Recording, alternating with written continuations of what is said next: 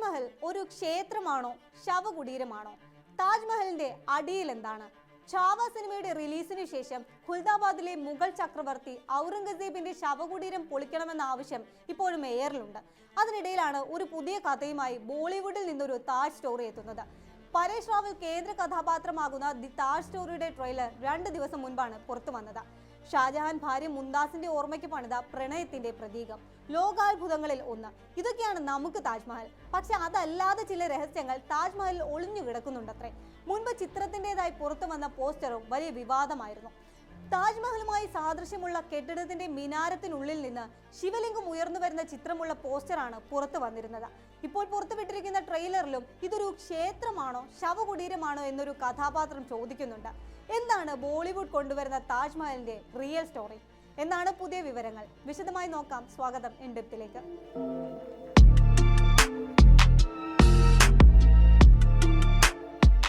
താജ്മഹൽ മുഗൾ ശവകുടീരമല്ല, മറിച്ച് ഹിന്ദു സ്മാരകമാണെന്ന ആശയം ആദ്യമായി ഉയർത്തിയത് സ്വയം പ്രഖ്യാപിത ചരിത്രകാരനായ പുരുഷോത്തം നാഗേഷ് ഓക്ക് എന്ന PN ഓക്കാണ്. 1965 Taj Mahal was A Rajput palace എന്ന പുസ്തകത്തിൽ മുഗളരേക്കാൾ മുമ്പ് ഹിന്ദു രാജാവ് ജയ്സിംഗ് നിർമ്മിച്ച ക്ഷേത്രമാണ് താജ്മഹൽ എന്ന് വാദിക്കുന്നുണ്ട്. ഷാജഹാൻ ആംബർ മഹാരാജാവിൽ നിന്ന് താജിനായി ഭൂമി വാങ്ങിയതും മഹാരാജാവിന് സമാനമായ സ്വത്തുക്കൾ നഷ്ടപരിഹാരമായി നൽകിയതുമെല്ലാം ഈ പുസ്തകത്തിൽ ഓക്ക് വിവരിക്കുന്നുണ്ട്. ഷാജഹാൻ വാങ്ങിയ ഭൂമിയിൽ ജയ്സിംഗിന്റെ പൂർവികൻ നിർമ്മിച്ച ഒരു കൊട്ടാരമുണ്ടായിരുന്നു. ഇത് ഷാജഹാൻ ശവകുടീരമാക്കി മാറ്റിയെന്നാണ് ആരോപണം. ഇത്തരമൊരു അസംബന്ധമായ അവകാശവാദത്തിന് പക്ഷേ പ്രത്യേകിച്ച് തെളിവുകളൊന്നും ഓക്ക് നൽകിയിട്ടില്ല. താജ്മഹൽ തേജോ മഹല്യാണെന്നും മുംതാസിന്റെയും ഷാജഹാന്റെയും പ്രണയകഥ ഒരു കെട്ടുകഥയാണെന്നുമുള്ള പ്രചാരണങ്ങൾക്ക് തുടക്കം ഇവിടെ നിന്നാണ്. ഈ അവകാശവാദം പിന്നീട് ചരിത്രകാരന്മാർ തള്ളിക്കളഞ്ഞിട്ടുമുണ്ട്.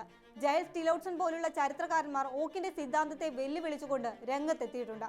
താജിന്റെ ഘടനാപരമായ രൂപത്തോടു കൂടിയുള്ള ഒരു കെട്ടിടം നിർമ്മിക്കാനുള്ള സാങ്കേതിക അറിവ് മുഗൾ കാലഘട്ടത്തിന് മുൻപുള്ള ഇന്ത്യയിൽ ഇല്ലായിരുന്നു എന്ന് പറഞ്ഞുകൊണ്ടാണ് ജെയിൽസ് PN ഓക്കിന്റെ വാദങ്ങളെ തള്ളുന്നത്. തന്റെ മുൻ സിദ്ധാന്തം തകർന്നത് കണ്ട ഓക്ക് 1989 താജ്മഹലിനായി ഒരു പുതിയ ഫാൻ ഫിക്ഷൻ എഴുതി, Taj Mahal the true story.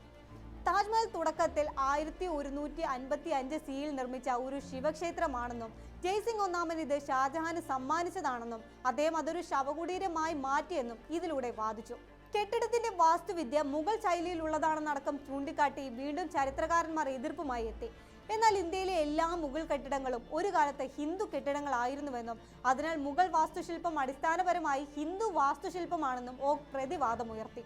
PN ഓക്കിന്റെ സിദ്ധാന്തം പലതരം ഭാവനകളെ അടിസ്ഥാനമാക്കിയുള്ളതാണ്. ഫാന്റസി വേണ്ടുവോളം ഉണ്ടെങ്കിലും ഇല്ലാതെ പോയത് ചരിത്രപരമായ തെളിവുകളാണ്. ഇത് മാത്രമല്ല, ക്രിസ്ത്യാനിറ്റി കൃഷ്ണനീതിയാണെന്നും വത്തിക്കാൻ വാടികയാണെന്നും ജെറുസലേം യെരുശലേമാണെന്നും ഒക്കെയുള്ള വാദങ്ങളും ഈ ഓക്കിന്റെ ഭാഗത്ത് നിന്ന് ഉണ്ടായിട്ടുണ്ട്. ഈ ഫാന്റസിയും വ്യാജ പ്രചാരണങ്ങളും ആയുധമാക്കി വർഷം 2000 ജൂലൈ മാസത്തിൽ സുപ്രീം കോടതിയിൽ ഒരു ഹർജിയും ഇദ്ദേഹം നൽകുന്നുണ്ട്. താജ് രാജാ പരമാർ ദേവിന്റെ ചീഫ് മിനിസ്റ്റർ സലക്ഷണൻ 12ാം നൂറ്റാണ്ടിൽ നിർമ്മിച്ചതാണെന്നും മുഗൾ നിർമ്മിതമല്ല, തേജോ മഹല്യ എന്ന ഹിന്ദു ഘടനയാണെന്നും ഈ പെറ്റീഷനിൽ വാദമുയർത്തി. തെളിവുകളുടെ അഭാവത്തിൽ സുപ്രീം കോടതി ഈ ഹർജി തള്ളിക്കളയുകയും ചെയ്തു. നിലവിൽ അയോധ്യ സദ്ഭാവന സമിതിയുടെ തലവനായ അമർനാഥ് മിശ്ര പോലുള്ള ഹിന്ദുത്വ അനുകൂല പ്രത്യയശാസ്ത്രജ്ഞർ ഓക്കിന്റെ ഫാന്റസിക്ക് കൂടുതൽ പ്രോത്സാഹനം നൽകിയിട്ടുണ്ട്. 2005 അലഹബാദ് ഹൈക്കോടതിയിൽ മറ്റൊരു ഹർജി ഫയൽ ചെയ്തു. ഇത്തവണ താജ്മഹൽ 1196 ചന്ദേല രാജാവായ പരമാർത്ഥി നിർമ്മിച്ചതാണെന്നായിരുന്നു വാദം. ചരിത്രപരമായ തെളിവുകളുടെ അഭാവത്താൽ ഹൈക്കോടതി ആ ഹർജിയും ഉടൻ തന്നെ തള്ളിക്കളഞ്ഞു. താജ്മഹലിൽ ഒരു ക്ഷേത്രം ഉണ്ടായിരുന്നു എന്നതിന് തെളിവുകളൊന്നുമില്ല എന്ന് വ്യക്തമാക്കി 2017 ആർക്കിയോളജിക്കൽ സർവേ ഓഫ് ഇന്ത്യ ഒരു പ്രസ്താവന പുറത്തിറക്കിയതോടെ ഇത്തരം അവകാശവാദങ്ങൾക്ക് വിരാമമായി എന്നാണ് കരുതിയിരുന്നത്. എന്നാൽ ഹിന്ദുത്വ പ്രചാരണങ്ങൾ പൂർവാധികം ശക്തിയോടെ മുന്നോട്ട് വന്നുകൊണ്ടേയിരുന്നു. BJP നേതാക്കളായ വിനയ് കട്യാർ പോലെയുള്ളവർ താജ്മഹൽ ശിവക്ഷേത്രമായിരുന്നുവെന്ന് ആവർത്തിച്ചു. ഹിന്ദു മഹാസഭാ നേതാക്കളും ഈ വാദങ്ങൾ ഉന്നയിക്കുന്നുണ്ട്. 2022 BJP നേതാവ് രജനീഷ് സിംഗ് താജ്മഹലിലെ സീൽ ചെയ്ത 20ലധികം മുറികളിൽ വിഗ്രഹങ്ങളുടെ സാന്നിധ്യമുണ്ടെന്നും അവ തുറന്ന് പരിശോധന നടത്തണമെന്നും ആവശ്യപ്പെട്ട് അലഹബാദ് ഹൈക്കോടതിയിൽ ഒരു ഹർജി നൽകി. താജ്മഹലിന്റെ യഥാർത്ഥ ചരിത്രം കണ്ടെത്താൻ ഒരു വസ്തുതാന്വേഷണ സമിതിയെ നിയോഗിക്കണമെന്നും രജനീഷ് സിംഗ് ആവശ്യപ്പെട്ടിരുന്നു. എന്നാൽ ഹൈക്കോടതി ഈ ഹർജി തള്ളിക്കളഞ്ഞു. ഇതിനും വളരെ മുൻപ് തന്നെ മുദ്രവെച്ച അറകൾ തുറക്കണമെന്ന് PN ഓക്ക് ആവശ്യപ്പെട്ടിട്ടുണ്ട്. ഇതിന്റെ ചുവട് പിടിച്ചാണ് നേതാക്കളുടെ വരവ്. ഈ മുറികളിൽ നിർണായകമായ തെളിവുകൾ ഉണ്ടെന്നാണ് വാദം. സംസ്കൃത ലിഖിതങ്ങൾ, ഹിന്ദു വിഗ്രഹങ്ങൾ, തിരുവെഴുത്തുകൾ, ഷാജഹാന് മുൻപുള്ള ചരിത്രം വെളിപ്പെടുത്തുന്ന നാണയങ്ങൾ തുടങ്ങിയവ ഇതിനുള്ളിലുണ്ടെന്നാണ് ആരോപണം. താജ് സ്ഥിതി ചെയ്യുന്ന ഭൂമി തന്റെ പൂർവികരുടേതാണെന്നും രേഖകൾ ആവശ്യപ്പെട്ടാൽ കോടതി ഉത്തരവിട്ടാൽ നൽകുമെന്നും പറഞ്ഞുകൊണ്ട് രാജ്സമന്ദിൽ നിന്നുള്ള BJP MP ദിയ കുമാരിയും രംഗത്ത് വന്നിരുന്നു.